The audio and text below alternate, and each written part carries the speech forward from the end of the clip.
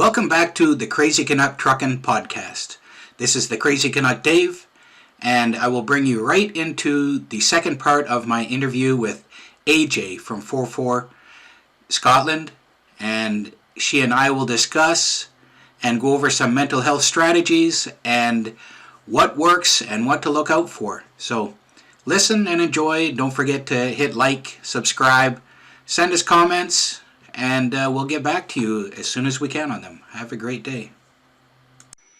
So why did you start sharing your story? Why did you go onto social media and start telling others about your story? Okay, so initially I started doing little posts on Facebook with funny little Bitmojis. There's a Bitmoji app that I love for making like little cartoon pictures of yourself. But initially it came from a point of, I don't understand what I'm going through, but I need my friends and family to understand how it is for me. So I started off just doing a couple of posts here and there, but just on my Facebook page saying, look, these are all the issues that I'm having. These are what I don't understand. I need you to keep in touch with me because I can't remember to do that. And I really, really need your help. And so it started as a way of trying to help other people around me understand what I was going through, because it was such a scary time and I really didn't understand it myself. And then as time went on, once I connected with, I joined the UK post-concussion syndrome support group on Facebook, and I could see that there were so many other people in a similar situation. And I just wanted people that were going through the same thing not to feel alone. You know, there wasn't a big picture. It was literally just, I know that there are other people that are struggling like me, and how much it helps me to know that these are other people. And yeah, it just kind of started from there. And then when I set up my blog, which I call Finding My Sparkle, that came from a place of, I like the new person that I'd become. I felt so lost. And people would look at me, and my best friend told me months later, he's like, when the first time he saw me after the accident, he told me, not at the time, but it was months later, he told me that I looked dead in the eyes. They weren't nice and shiny. They were dead. And it wasn't me. And for such a long time, obviously, I still have the website, the blog, and I still call it Finding My Sparkle. And I believe that there's new things that are in my life now that have given me that sparkle back. But I just remember how desperate it felt, how alone it felt. And I just didn't want other people to be going through that. And there are lots of people on social media, and then like yourself as well, with brain injuries that are sharing their stories. And it's not everybody that's able to do that. But I think I get a lot of, I think it helps me knowing that just by sharing my story, it can potentially help other people as well. And I think that I get the idea that you sort of think along that wavelength as well. Yeah. That's why I do this. That's why I do other things. Back in that rehab I talked about in 2016-17, part of that story was one of the therapists coming up to me and putting a finger on my chest and said, David, you have a story to get out. You need to do that. You need to remember who you are. She doesn't remember that. But I bet you do, yeah. And what was that, like a light bulb moment for you then? Absolutely. Like 2016, I was very suicidal. I didn't think that my family should continue having to put up with me. And I went into this rehab program, and I didn't expect to get into this, but I've talked about it before. I went into this rehab program, and the choices were either I graduate and get back to work, or I don't graduate and they don't know what to do with me, and I'm cut off. So either it was really a do or die effort, but either way, I was getting cut off of any support from our workers' compensation board. And I was in this program for a few weeks, and it was just hard slogging. It just wasn't. It's a great program, awesome program, mind, body, soul. Like it, they physical, education, yoga, pool therapy. It was every day, 5 hours, 6 hours a day, Mm-hmm. 5 days a week. You know, structured similar to going. It's a return to work program, and I wasn't getting anywhere. Mm-hmm. And when this therapist, Sylvia Marusik, you know, she's one of my earlier guests. She came up to me and put her finger on me, and she knew a little bit about me, and she knew instinctively more than what she knew by being told. Mm-hmm. And she had said later that all of the other therapists in there never thought that I would ever graduate. They thought I was too far gone, too many years of rehab, too many years of, I was going to be on welfare for the rest of my life. Mm-hmm. And she came up to me and did that. And that was a huge change for me. Remember who I am. Yeah, I'm somebody that likes to help other people. Mm-hmm. I'm somebody that is not afraid to share my story. And it was incredible how much difference there was. It was like a complete change. Of course, none of this stuff ever goes really fast, Mm-hmm. but compared to what I was, you know, that's the thing, right? You know, a complete change for us, Yeah. not always what other people think. I don't go from running a mile to running a marathon, Yeah. right? Yeah. Yeah. So, or go from hiking a mile to hiking 30 miles up a mountain and back. No. So, and it was after that, that's why I ran into that other lady in rehab that was walking on the treadmill. And that Okay. was one of the first things that I'd started doing again for somebody else. Yeah. And do you think that having this therapist, you know, believe in you, do you think that that was what made the difference? Yes, like not she definitely believed in me, Mm-hmm. and she saw something that I didn't see. Okay. I wrote a poem about that because I have done a fair amount of poetry, even though as a younger person I hated poetry. Interestingly, how things can change. Yeah. And I wrote about it, and I can send it to you later, but it's called Unwrapped. And I liken it uh, to, I was so closed up and so tight and so tense, Mm-hmm. you know, and she came and she peeled back a little bit to see, like, hello, somebody's in there, something good is in there, you know. And that's what it really felt to me, was that she could see something in me that I couldn't see anymore.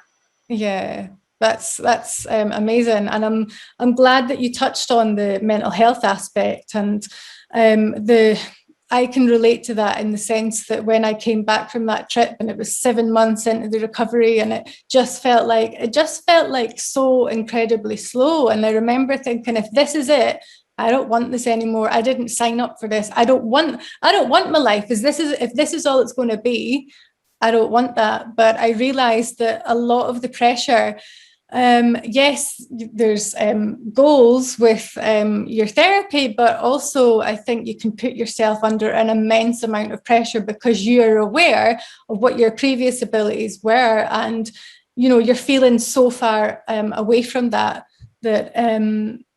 yeah, it gets really hard to be able to see. And when I let go of my old life, when I was at the point where I was thinking, right, okay, all those things that I could do, I can, and I just have to let that go. But then you're in a kind of in between phase because you let that go, but you don't know what your future's going to hold, and there's no way of knowing, you know, how far really in your recovery that you can go. But yeah, thank you for opening up with your experience there, because I think it is something that a lot of people do go through, but it's just not talked about really.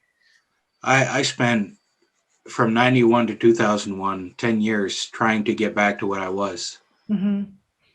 And it didn't work. In 2001, I had a crash, or somebody ran over my truck. Okay. I was at a truck stop in Tallahassee, Florida. And that's when I started getting some help. Mm-hmm. And then I realized that, no, I don't need to get back to what I was. Mm-hmm. I just need to get to what I can be. Oh yeah, that is such a strong message. Yeah, the way that you put that there. Yeah. Yeah. So it's been an interesting journey, and I know it's the same for you. So you've done a lot of this stuff on social, or you've worked. I can't even say worked. It's the stuff you've done on social media has gotten you some recognition. Can you Uh-huh. tell us about that?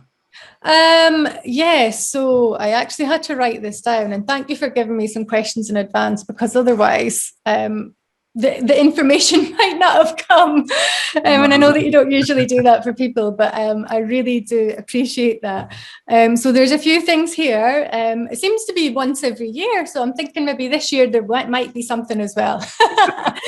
But in November 2018, I won a film award from the United Kingdom Acquired Brain Injury Forum for a short video of mine that shows how a fall can change your life in an instant. So that was a YouTube video that I had to submit. Then in June 2019, I was awarded by the Content Marketing Academy the Mark Schaefer Be More Human Award for my blog, for just really saying it like it is, and having, I think for me, it's having that, it's almost like the filter's not there. So I don't care what people think. I don't care about people judging me, because this is me as I am. And I know that if I tell my story, it can maybe help out other people. And then in September last year, I was nominated for Headway. I've spoken about them before, which is a brain injury association. I was nominated for the Alex Richardson Achiever of the Year, but the ceremony couldn't take place last year because of COVID. So that's been any nominations that were made will be carried over into this year. And I think it's at the end of the year that they announce the winners for that.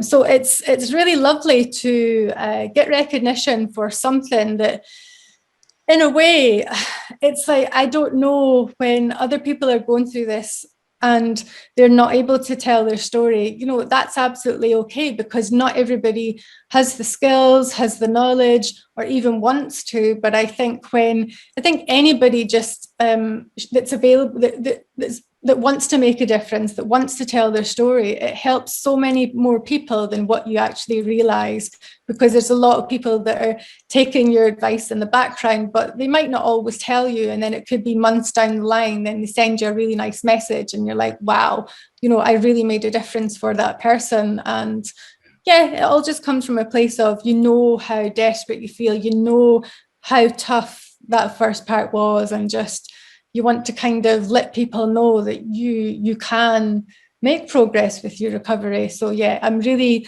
honored to have these awards and then to be nominated for another one as well. Yeah, well, that's awesome. And no matter what award you get, you're always a crazy Canuck trucking warrior. Oh, thank you so much. It's a consistent reward that goes out every single day. Oh, so I love that. Yeah, but I was gonna say something, and I lost it now too. But yeah, there's a lot of that, isn't there? And I think, yeah, you sort of tell people about memory problems, and they're like, yeah, I do that too, and you're just like, you just don't understand. No. But I think it's nice that people try. I think it's nice that people try to understand. But then if they don't get it, you're like, that's fine, because you don't need everybody to have to understand. You know what your truth is, and you know what it is that you're trying to do, and the challenges that you face every day. But yeah. So VIP has sent me a question. Okay. And let me pull that up again here. she says, are behavioral issues also related to brain injuries? Yes, absolutely. Like, no doubt about that. When I was initially diagnosed, when I talk about finding the sparkle, it really was that I was a very angry person. I couldn't understand what I was going through. I wouldn't lash out physically, but I would lash out in the language that I was using. I was so frustrated at myself. That filter, that sense of I shouldn't say that because that's mean. You know that you're doing it, but the filter, it just goes, and you become, when you're that person, when you know, you're like, this isn't me, and why am I behaving like that? That's not me. But you also know that you can't stop it as well. But yeah, behavioral issues, absolutely. Yeah, because it's different parts of the brain that control. So for behavior, I'm not sure what part that is, but for me, when I had my accident, it was every part of my brain that controlled everything. There was something there. But yeah, brain behavioral issues, yeah, for sure. Yeah, absolutely. Like, What about you, Dave? Do you have that experience too? oh yes, absolutely. Like in the 90s, that was a very dark time for me because I didn't know frontal brain injury like mine, like that one. Um, I didn't realize how much an effect that has on a personality of a person. And it can take somebody that is normally quiet and turn them violent, or it can take a violent person and turn them quiet. You know, it can have huge changes. And honestly, I thought that my issues, I mean, I went from being aggressive, from being Big Dave to being even more. And I thought it was just a spiritual issue. I needed more. It's just a spiritual issue. I wasn't being a good enough Christian. I wasn't being a good enough person. And it was a really tough time for me because I was trying to fix something that wasn't the problem. Until I understood after 2001, when I started getting some help, was that I have a brain injury that has caused some of these issues in my life. And that was a huge weight off my shoulders at that time. And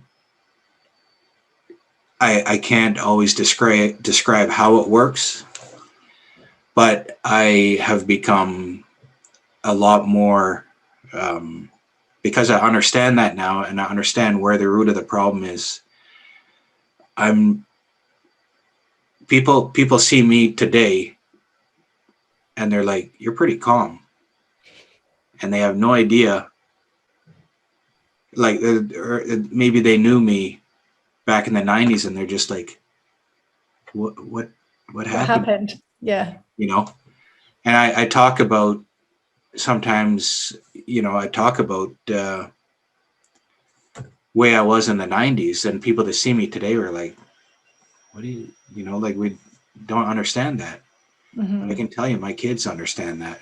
My kids can see, my kids know that. Yeah. And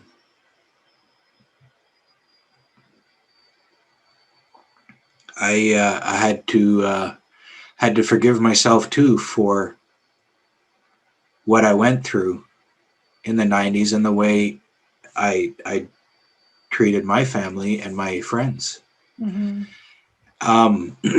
So yeah. I think it's important to know, though, Dave, that, you know, for the behavioral issues that you had, and I know that it's hard when your behaviors are very different from how they used to be, but just knowing that that is not your fault, you know, I think that's key, when you have that understanding that you're not choosing to be a person that's like this. You just can't, you don't know how to control it. You know, it's very different, and it's scary when you don't understand your own emotions, you don't understand your own behavior, but just know that, you know, that's not your fault. And I think when you talk about being able to forgive yourself for that, I'm glad that you got to that realization, Yeah. Thanks for that question, VIP. That's a very good point. And it is absolutely, in every case, there's changes. I went from, I was always snap decisions. I can just boom, boom, boom, get things done. Mm-hmm. Now I go into a grocery store and I can't decide between Kraft super creamy or Kraft creamy peanut butter. Oh, that makes me laugh so much, because it's like big decisions I can make no problem, but this was like what I was like before anyway. Like big decisions were fine, but littler things I would be like reviewing things that really didn't matter. But it's like now I can barely make a decision, and JP, I'll have an opinion, but then I'll go to him about something silly, and he's just like, well, what do you want to do? And I'm like, oh, but I don't know. And then he'll say, well, just he stopped actually giving me answers, and I was like, what's going on? But he's like, it doesn't matter, just make a decision. But it's the silly little things that just overwhelm you. And I laugh because it's funny, but it's also not. But yeah, going into you say grocery stores, in here we just call it supermarkets. That in itself, it's just, I haven't been in one for so long because of the sensory overload. It takes so much out of me that it's just not worth it. But yeah, for decisions, yeah, that's tough. And so many people go through that. Yeah, it's hard. Silliest things. I'm a truck driver still, and I'm long haul. So I'm away from home days at a time, mm-hmm. and I need to go in and do some shopping. And I'm getting better, but it used to stress me out so much. Mm-hmm. Because I knew I wasn't going to, it was going to take me longer than anybody else. I can't run in and out of a store in 5 minutes, maybe, mm-hmm. And just telling myself, like, it's okay, David, you're going to go in and we're going to take the time that we need to take, mm-hmm. and give myself the okay to do that. Mm-hmm. And it makes a difference. I still sometimes, like, I come out and I look at my watch and like, man, I spent too much time, and I need to get going, and time, I need to get going. But then you take the time that you needed to for you, and just that not beating yourself up about it. Just, it's okay if I can't make a decision right away. Just whatever decision that you come to, know that that's fine, and don't beat yourself up about it. Yeah. Yeah, even if it is different kinds of cheese. Yeah. It life changes. Things are different, but it's good. It's thank you for coming on. And so VIP says that when she was 9, she fell off her bike. Okay. On a long ride from dehydration, and hit the top of her forehead. She passed out, and she was in and out of consciousness. Oh. She couldn't see, couldn't hear. She woke up in a bathtub, and I was in bed puking for at least 3 days. And after that, her mom says her personality changed. Just like that. Yep. Yeah. It's crazy, isn't it? I really feel for you, VIP, for having, going through that. And it's that when you wake up and you're just like, what am I doing here? What's going on? And then your personality changes, and you then get to a point where you don't even understand who you are. It's like you have a loss of identity, because you're very much aware of how you used to be, but you're also very aware how you are now. And it's so strange to explain to people that it's that loss. It's loss of identity that, but it's scary when you just don't understand. You don't understand yourself as a person anymore. But it's in the littlest things. So that falling off the bike, and for me it was sledging on a hill where I shouldn't have been standing up, that I don't remember. But hey, it's where I am now. But it doesn't have to be big, huge, massive accidents. Like car collisions. I know somebody, I have a friend with post-concussion syndrome, and he got his from tapping his head on a cooker hood. He just went forward and that was it. It wasn't a big grand, it's not something that you would think, oh, you're going to end up with a brain injury because of that. Yeah, you don't even need a bruise to show up. And there's studies that have been done in the province of Ontario, which is just east of us here. It's where Toronto and Ottawa is. They did a study of people that committed suicide in their 20s, and really need to understand what I'm going to say here for our listeners, because of those people in their 20s that committed suicide, 1/3 of them had an unreported concussion in their teenage years. That's really, it's quite astounding, that statistic, isn't it? That's unreported. That's people that, like VIP, that never went to the hospital or got checked out by a doctor. Guys like me, when I played rugby in high school, my first brain injury was playing rugby, getting knocked out, and my coach said, "Don't worry about it. You just got your bell rung." And stuff like that, it affects us later in life.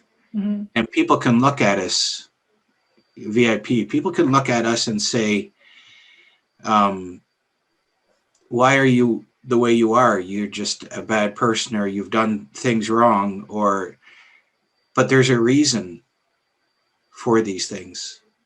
And there's a reason that you are reacting the way you are. And it may not be spiritual. We have a mind, we have a body, we have a soul, we have a spirit, and something could be wrong with one of those things that affects all the rest. And so often, like we don't have the understanding when it comes to young people that act up, or young people that whatever's going on, right? And we should look at the past and see, where did this start from? Where was the trigger point originally? Yeah, what happened in that person's life, what was going on when they changed? And like a lot of people, they might not even know that they've had a concussion themselves. But I think to know that 1/3 of those males had unreported concussions. It's even for the people, when you see it worldwide, and it's that lack of awareness, and it's when you're talking about, just you've had your head wrong, it just, oh my gosh, it gets my blood boiling. It's when there are protocols in sports for dealing with concussions, but some of them might be, if it's I know that there has been work done. I know that rugby in the UK has a really good concussion protocol, but sometimes I think possibly things have changed in football recently, but up until that change, a player would be asked, how do you feel? Do you feel well enough to go back on? And it might just, they could only start the sort of concussion protocol if it was 2 knocks to the head, if somebody had been knocked in the head. But as we know, it doesn't have to be a knock to the head. It could be trauma to somebody, could have been hit on the shoulder or their leg. It doesn't have to be that you hit your head. But I know, because I have no memory of what happened with my accident and very little of the aftermath, if somebody was to turn around and say, do you want to go and do that again? Are you happy to carry on? Then I might have said, yeah. And it's just that you shouldn't put that responsibility onto the person, that's had that head knock or had that knock on of their body. Yeah, it really, I could go on a rate. Go on a, what do you call it? It's not a rage, a rant. I could rant for so long about this, because I think that when there are sports clubs, that they really need to have a better what's the word, care for their athletes. Yeah. We had a guy that when I was playing hockey, he got knocked out. It was just for a few seconds. And he got up and he's like, I want to keep playing. And I'm like, no, you got to get off the ice. You got to stop playing. And of course, because it's all a bunch of guys, he's fine. He's standing up. He's good to go. And I'm like, he's not. Like, stop. You can't let him play anymore. He's going to hurt himself worse. David, you're just, they thought I was an idiot. He came down the ice and all of a sudden his legs went out from underneath of him. Very, very uncharacteristic of him. He just lost, to this day, he'll probably say, and other guys will probably say, oh, he just lost an edge, or, just something unusual happened. Well, yeah, something unusual happened. His brain isn't working properly and he crashed into a goalpost. And it's just, no, you have an injury, you get knocked out, you should not be playing. You should not be given that choice at all, because as guys, we are going to get up and we're going to go again. That's, same thing for me. I got told, well, just got your bell rung. Okay, well, I'll get out and get going again. It's idiotic. Yeah. Because you lose the ability, you lose your motor functions and different things with any head injury. And now you're going to create a bigger head injury because you don't have the same skills. And also, I think it's important to point out, I can't remember what the time scale is, but you'll know about when I can't think of the full name, but when I say the initial CTE, if somebody has multiple head injuries, but even two within a certain period of time, it can then lead on to CTE, which at the moment it can't be diagnosed. It's a degenerative condition of the brain, but it can't be diagnosed when a person is alive. As far as I'm aware, it can only be diagnosed post-mortem. But to know that multiple concussions, multiple brain injuries, as I say this now, I know that it might be something that you're very much aware of, given that you're several brain injuries, and it almost feels insensitive of me to say that, to be talking about it. But, is it something that ever comes to the forefront of your mind? Absolutely. Yeah, I think about that. And I've talked to my wife and my family about it, that keep an eye on it. Keep an eye on me. If something starts changing drastically, which is how CTE will affect you. For every case that's happened that I know of, the last couple of weeks of a person's life, they just start getting crazy, and then they commit suicide, or they go on a rampage or something. And, it's not, anyway, it's something to watch out for. Yeah, definitely. And also to have like the fact that you're having that conversation. And it is something that's it's not just about sports personalities. It's not just affecting people in sports, but when you do see this in the media, when it is talked about, with various sports, it's shocking. It really, really is. And it is something that we need to definitely look out for. Yeah. Well, I really we could go on, I think, for hours, AJ. Oh, we could. Between us, our speech would start going, and our memory, that's already happened. People don't realize, when we get stressed. Sorry, there's a motorbike just went past. Yeah. People don't realize, like, I set this interview up with you like a week ago, and you need time to prepare and to psych yourself up for it, right? Yeah. And that's something people don't always realize. They can see you now and, oh, well, your speech wasn't too bad. And you were, that's because she spent all week preparing her mind that I'm going to be getting interviewed with Crazy Canuck Dave, and I'm going to do this, and it's going to be fine, and everything's going to be good. Yeah, but it's also that having this one thing in my mind that I want to, like, I really, really wanted to do, but it's like, if this is what I'm aiming for, then I need to work my week to make sure that I'm well rested, that, you know, there's not been too much sort of screen time, because whether it's the mobile, whether it's the laptop, whether it's the TV, screen time takes a lot out of your brain, when a lot, it uses up a lot of energy. So it's using pacing techniques to think, right, this is the one thing that I want to be well enough for this week. And it might have been that I woke up this morning and might have just thought, no, there's no way that I can do this. But, you know, luckily, with a bit of pre-planning and pacing, then I'm here. But as much as I really, really enjoy this, I know that at some point, whether it's later today or tomorrow, it takes it out of you, because you're essentially, it's not like you're putting on a performance, you are yourself, but you're given so much energy to this time. That, yeah, a lot of people misunderstand, and they'll say, oh, but I've seen you doing this in the gym, so there's that assumption that you must be okay. And you're like, yes, I can do the physicality, but it's cognitive, it's sensory, it's other things that take so much out of my brain, which then make me unable to go to the gym. But people just have this misunderstanding that it's all, oh, you're doing too much at the gym. And I'm like, no. But yeah, the point is, I'm so glad that you had me on today. Yeah, and thank you for inviting me. I've really, really enjoyed our conversation. It's been a lot of fun.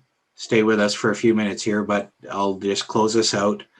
So thank you very much, AJ, for coming on and visiting with us. I think you had some amazing information, and I know many more people will be inspired by you, and will continue being inspired by you and your warrior attitude to keep getting up, and to celebrating every small step that you make. And thanks to VIP for doing our social media, and for looking after us old people, making sure that stuff gets out properly. And I want to thank James Dupree for his music. Jesse James Dupree and Dixie Inc. for his music. It Didn't Fall from the Sky, a trucking pandemic song. If you haven't heard that, AJ, you should look it up on YouTube. I'll have a listen. So, yeah, it's it's country rock kind of thing. I don't know exactly what to call it, but it's about trucking. And watch the YouTube video with the with all the video. It's pretty cool. So I definitely will do that. Very much. I really appreciate that. And thank you so much for having me on, Dave. It's been an absolute pleasure. Yeah, it's been awesome.